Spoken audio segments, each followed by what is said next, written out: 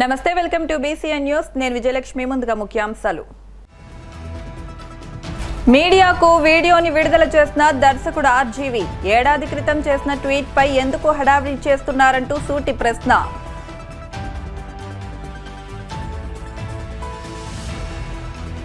RGV నోటీసులపై Pawan ను ప్రశ్నించిన media, పోలీసుల పని పోలీసులు చూసుకుంటారంటూ వ్యాఖ్య.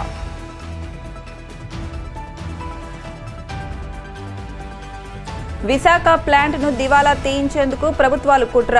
నవీన్ మిట్టల్ అనకాపల్లిలో ప్లాంట్ ఏర్పాటు చేయడమేంటని CPM నాయకుడు రాఘవులు సూటి ప్రశ్న.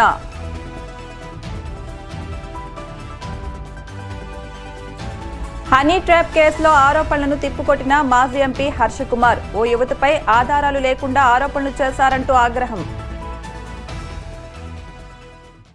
తన కోసం ఏపీ పోలీసులు గాలించడంపై సినీ దర్శకుడు రామ్ గోపాల్ వర్మ తాజాగా ఓ సంచలన వీడియో విడుదల చేశారు. పోలీసుల నోటీసులకు తాను భయపడడం లేదని, తాను సోషల్ మీడియాలో పెట్టిన పోస్టులు ఎవరి మనోభావాలు దెబ్బతీశాయట అంటూ వ్యంగ్యంగా మాట్లాడారు.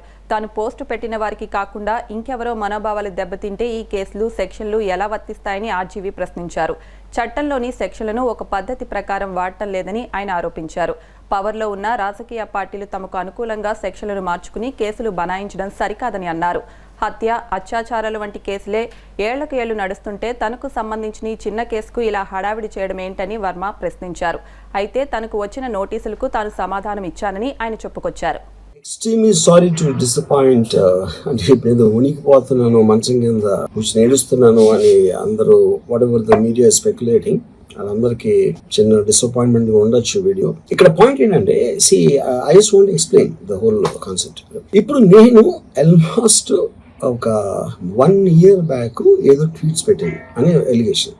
ఆ ట్వీట్స్ ఎవరో మనోభావాలు దెబ్బతిన్నాయి. ఇక్కడ విచిత్రం ఏంటంటే, 1 year బ్యాక్ పెట్టిన ట్వీట్స్ 4 డిఫరెంట్ ప్లేసెస్ లో, 4 డిఫరెంట్ జ్యూరిస్డిక్షన్స్ లో నలుగురికి ఒకే 3-4 రోజుల వ్యవధిలో వాళ్ళ మనోభావాలు దెబ్బతిన్నాయి. వాళ్ళు ఆ పరంగా కంప్లైంట్ ఇవ్వడం, కేసులు పెట్టడం జరిగింది. ఇక్కడ పాయింట్ 1 ఎవరి మీద అయితే నేను పెట్టానని వాళ్ళు చెప్తున్నారో వాళ్ళకి లేదు, ఎవరో థర్డ్ పార్టీ, అసలు సంబంధం లేని. ఆ కాంటెక్స్ట్ లో అసలు ఈ కేసు ఎలాగా, ఈ సెక్షన్స్ ఎలా వర్తిస్తాయి అనేది అప్పుడు ఆబ్వియస్ గా నాకు వచ్చే అనుమానం కానీ, నాకు కానీ, నా మనుషులు కానీ, ఇది ఒక పర్సిక్యూషన్ చేయడానికి ఒక పద్ధతి ప్రకారం ఉన్న అలౌబుల్ లాస్ ని వాడుతున్నారా, లేకపోతే ఇప్పుడు వరల్డ్ ఓవర్ ఒక ఫినామినా ఏం జరుగుతుందంటే, పొలిటికల్ పార్టీస్ వాళ్ళు they are weaponizing the systems of the police. అది అమెరికాలో జరుగుతుంది, యూరోప్ లో జరుగుతుంది, ఎక్కడో జరుగుతుంది. అప్పుడు నేను ఏ ఒక్క వ్యక్తిని, ఒక పోలీస్ ఆఫీసర్ని కానీ, ఒక పొలిటికల్ పర్సన్ కానీ నేను బ్లేమ్ చేయట్లేదు. I think it happens in certain ఒక వే. అది అందరూ కూడా ఎంతో కొంత అది చేయటానికి టెంప్టేషన్ ఉండొచ్చు.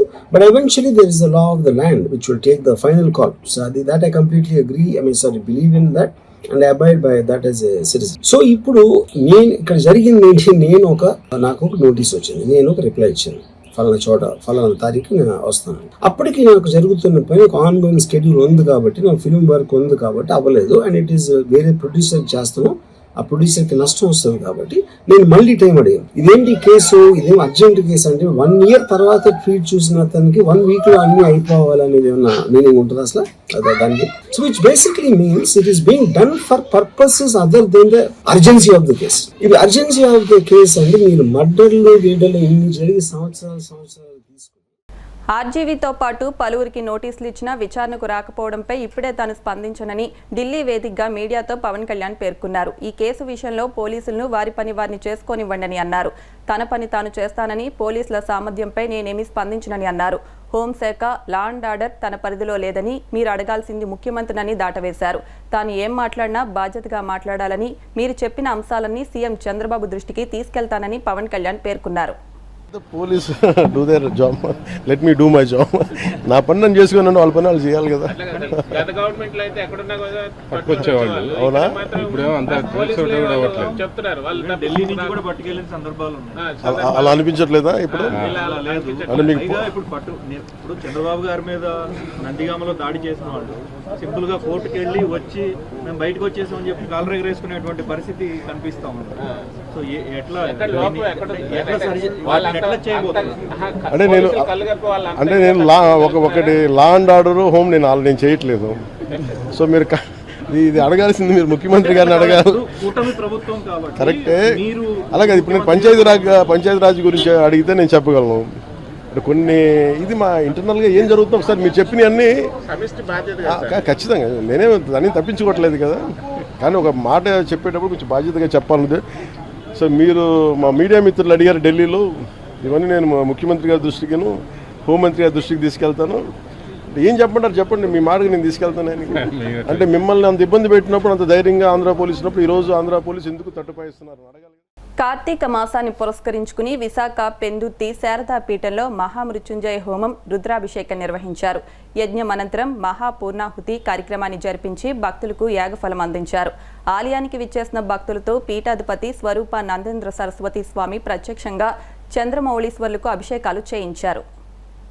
రాష్ట్రాన్ని అభివృద్ధి పదంలో ముందుకు తీసుకెళ్తున్న ముఖ్యమంత్రి చంద్రబాబుకు మద్దతు తెలియజేస్తూ టీడీపీ సభ్యత్వ స్వీకరణకు పెద్ద ఎత్తున ముందుకు రావడం అభినందనీయమని Kadapa MLA Madhavi Reddy, politburo సభ్యులు శ్రీనివాసులరెడ్డి తెలిపారు.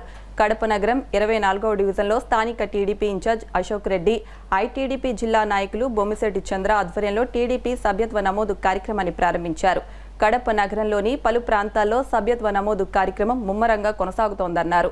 100 రూపాయలు చెల్లించి టీడీపీ సభ్యత్వం పొందితే 5 లక్షల రూపాయల ప్రమాద బీమాతో పాటు సభ్యత్వం పొందిన వారు ప్రమాదవశాత్తు మృతి చెందితే 10,000 రూపాయలు మట్టి ఖర్చుల కింద చెల్లించనున్నట్టు తెలిపారు. ఈ కార్యక్రమంలో టీడీపీ నాయకులు, కార్యకర్తలు పాల్గొన్నారు. తెలుగుదేశం పార్టీ సభ్యత్వ కార్యక్రమం జిల్లా వ్యాప్తంగా జోరు అందుకుంటా ఉంది. దాదాపు 20 రోజుల వ్యవధిలో ఏదైతే 5 లక్షల టార్గెట్ అనుకున్నామో ఈరోజు జిల్లా వ్యాప్తంగా 2 లక్షల టార్గెట్ రీచ్ అయినాం. ఇంకా 30 రోజులు ఉంది. 30 రోజుల్లో 5 లక్షల టార్గెట్ రీచ్ కావడం ఖచ్చితంగా జరుగుతుంది. ఎక్కడ చూసినా ప్రజలు స్వచ్ఛందంగా తెలుగుదేశం పార్టీలో 100 రూపాయలతో ఉచిత 5 లక్షల ప్రమాద బీమా సౌకర్యం, సాధారణ మనమైతే 10,000 మట్టి ఖర్చులకి ఇచ్చే కార్యక్రమాన్ని ప్రతి ఒక్కరు కూడా ఎంతో విశ్వాసంతో పార్టీ మీద నమ్మకంతో చేరుతున్నారు. ఈరోజు మేము చూస్తూ ఉన్నాం, దేశంలో ఎక్కడా కూడా ఏ రాజకీయ పార్టీ కూడా ఇంత పెద్ద ఎత్తున కార్యక్రమాలు, ఇంత సభ్యత్వ కార్యక్రమంలో ఈ ప్రమాద బీమాను ఇంటిగ్రేట్ చేసిన పరిస్థితులు లేవు. అది తెలుగుదేశం పార్టీకే సాధ్యమవుతూ ఉంది. దేశంలో ఎక్కడా కూడా ఎవరూ చేయలే ఇటువంటి కార్యక్రమాన్ని. ఇది 2 సంవత్సరాల కాల వ్యవధిలో పనిచేస్తుంది.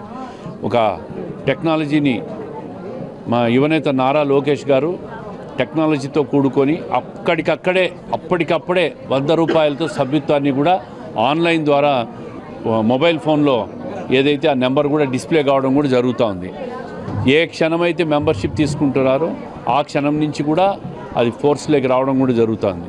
నిన్న మొన్న కడప నగరంలో 2 తెలుగుదేశం పార్టీ కార్యకర్తలు చనిపోతే సాధారణ మరణంలో 10,000 రూపాయలు మట్టి ఖర్చుల కింద కూడా ఇవ్వడం జరిగింది. ఏదైతే ఒక నమ్మకము, విశ్వాసం, ఒక నిబద్ధతతో తెలుగుదేశం పార్టీ ఈ కార్యక్రమాన్ని నిర్వహిస్తుంది.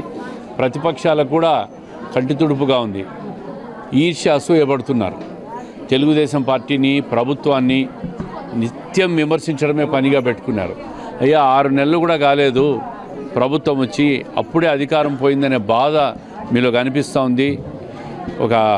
ఆ బాధ తట్టుకోలేక తెలుగుదేశం పార్టీ మీద నిందలేసే ప్రయత్నాన్ని చేస్తూ ఉంటారు. ప్రజలు ఎవ్వరూ కూడా నమ్మరు. ఈరోజు అభివృద్ధి కార్యక్రమాల్లో కానీ, సంక్షేమంలో కానీ రాష్ట్రం నెంబర్ 1గా ముందుకు పోతూ ఉంది. ఈరోజు రాష్ట్రంలో చంద్రబాబు నాయుడు గారి పరిపాలన మీద నమ్మకంతో, విశ్వాసంతో అనేక మంది పెట్టుబడిదారులు, విదేశీ పెట్టుబడిదారులు, అదేవిధంగా పారిశ్రామికవేత్తలు లక్షల కోట్లు పెట్టుబడి పెట్టడానికి ముందుకు వస్తూ ఉంటారు. ఇది ఈ ప్రభుత్వం మీద రాష్ట్రంలో ఉన్న ప్రజలకే కాదు, దేశ విదేశాల్లో ఉన్న పెట్టుబడిదారులకు అందరికీ నమ్మకం అని చెప్పి తెలియజేస్తూ ఉంటారు. కడప జిల్లాలో 1,00,000 రూపాయలతో శాశ్వత సభ్యత్వం ఏదైతే కార్యక్రమాన్ని రూపొందించామో, మొదటి సభ్యత్వం కడప ఎమ్మెల్యే మాధవి గారు తీసుకుంటే, రెండో సభ్యత్వాన్ని ఈరోజు 24వ డివిజన్ ఇన్ఛార్జ్ మా అశోక్ రెడ్డి గారు తీసుకోవడం జరిగింది. ఆయన్ను కూడా ప్రత్యేకంగా అభినందిస్తాం. కోనసీమ తిరుమలగా వర్ధిల్లుతున్న వాడపల్లి శ్రీ వెంకటేశ్వర స్వామి ఆలయంలో బుధవారం ప్రత్యేక పూజలు నిర్వహించారు. వెంకటేశ్వర స్వామికి మంగళ వాయిద్యాల నడుమ శ్రీ స్వామి అమ్మవార్లకు మేల్కొల్పు సేవను నిర్వహించిన అనంతరం స్వామికి ఐశ్వర్య లక్ష్మి హోమాన్ని జరిపించారు. శ్రీ స్వామివారి అమ్మవార్ల వసంత మండపంలో అష్టోత్తర పూజలను అర్చకులు నిర్వహించగా ప్రత్యేక అలంకరణలో ఉన్న స్వామిని దర్శించుకుని భక్తులు తరించిపోయారు. ఈ మేరకు ఆలయ చైర్మన్ రుద్రరాజు రమేష్ రాజు, ఆలయ కార్యనిర్వహణాధికారి భక్తుల కోసం ప్రత్యేక ఏర్పాట్లు చేశారు. ఇప్పుడు కాసేపు ప్రకటనలు.